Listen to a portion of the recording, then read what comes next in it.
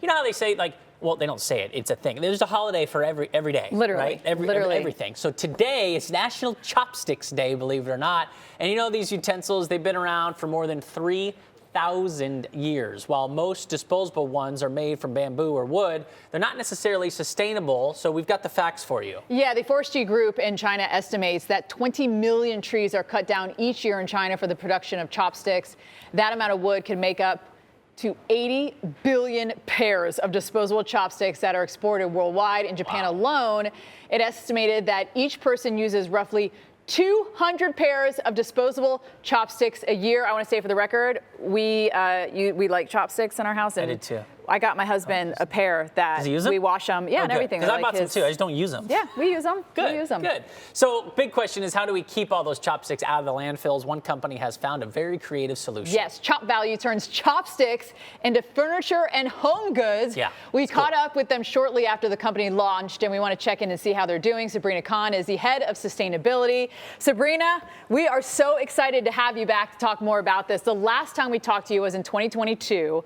How has ChopValue grown in that time? Hello, yeah, it's been a journey for sure. So now we've recycled over 140 million chopsticks into furniture and other products as well. So we're saving about 7 million kilograms of CO2 emissions. So it's, as you can imagine, it's a lot of chopsticks.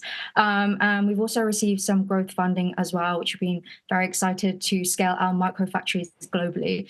So for example, we've grown into Toronto, Dallas, and Las Vegas since we last chatted in North America, as well as Malaysia and the Philippines and Asia as well. So we're now over serious growth. Congratulations. That's really great. And we were looking at some of the video of this. Basically, you sent us kind of a board, which camera am I on here, to kind of show you this would be, you know, something you'd cut on, I would assume. But, you know, you guys can obviously make much larger pieces out of all those chopsticks. So give us an idea of what kind of items you make from, you know, used chopsticks.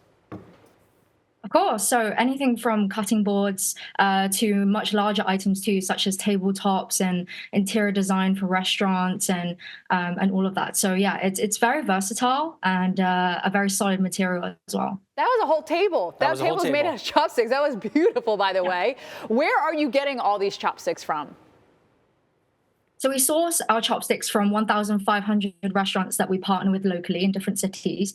And the program is free. And so we work very closely with all of these restaurant chains, hotels, casinos, airports, pretty much anywhere that you find disposable chopsticks.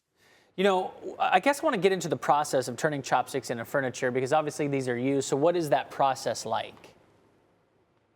Yeah, so once we bring the chopsticks into our micro factory, we have something called the shaker table, which our team empty the bags onto. It essentially moves left and right so that it gets rid of all the food and aligns the chopsticks as well.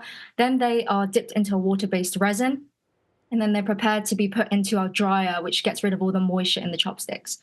After that, they are then prepared to be put into a mold and then into our hydraulic press machine. So through extreme heat and pressure, it allows the chopsticks to be formed into modular tiles, which we can then kind of shape them and cut them, sand them down, etc., and piece them into different pieces of furniture. That's I love this. And it's not just the chopsticks, right? I mean, you guys are sustainable across the board. Yeah, so we also work with companies to help them with their sustainability reporting as well. But for us, the circular economy is really at the heart of our business model.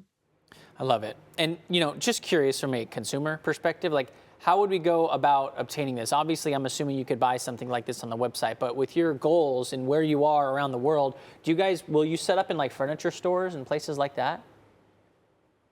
So the goal is to work very closely with our strategic partners. But yes, we would like to work with pretty much anyone that uses disposable chopsticks, but also on the retail side, anywhere that distributes furniture as well. But yeah, even including the largest restaurant chains that you can think of, right. Our goal is to work with every single one of those. Sabrina, on this charcuterie board, it says 450 recycled chopsticks. In that one board? In this one board. Whoa. So how much does it make? How many do you use to make a table and some of these other products? Yeah, so for example, some of the larger tabletops, it could be about 10,000 chopsticks. So it's really a lot more than you think. Now, I have a random question because I saw a video here. Obviously, we're talking tables. We're talking, like a charcuterie board. Did I see floor covering? Like, could I have my house saw them on stairs. Flooring be reused chopstick? I think that is so cool.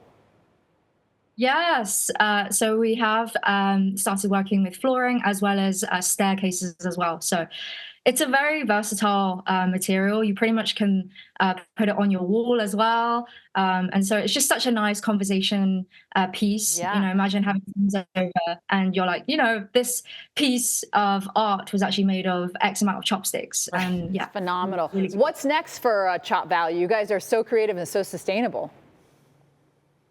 We are super excited to be working with the team to bring more microfactories across the world. So for us, our goal is to really just collect locally, manufacture locally, and then distribute locally as well, so that we can really limit the amount of CO2 emissions operationally.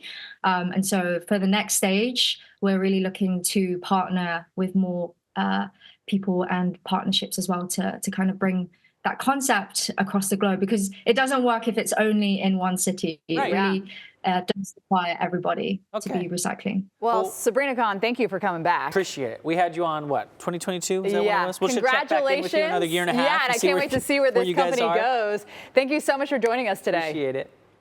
Thank you so much. It's also beautiful, too. Did you see it was on the walls? I am too. I'm looking up. Awesome. And such a good gift to give someone as well. If you're stumped for a gift to give, be like, oh, I got something. It's not light. No, it's this solid. Could be like never mind. Do you want to try to chop it in half? No, I do not.